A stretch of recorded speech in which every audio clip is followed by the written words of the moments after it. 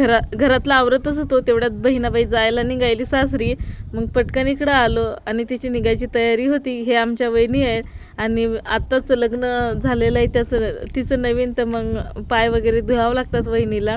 त्यामुळंच मग ते चालू आहे वहिनीचं पाय वगैरे धुणं आणि तिला अनकम्फर्टेबल वाटत आहे की काय करताय म्हणून.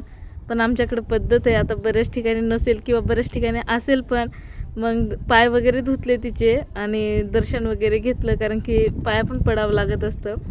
आणि त्यांना जायचं होतं आज, 2-3 दिवस राहिले, दोघंसुद्धा आले होते.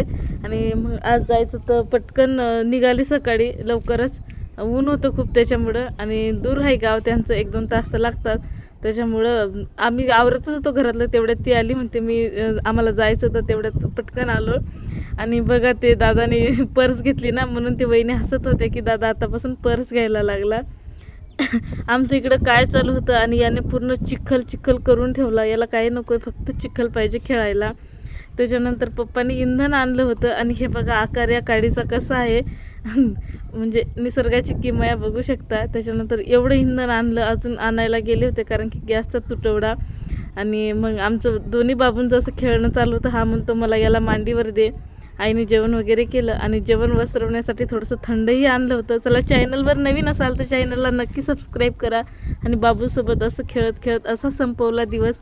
आणि भेटूया आता उद्याच्या ब्लॉगमध्ये. तोपर्यंत बाय.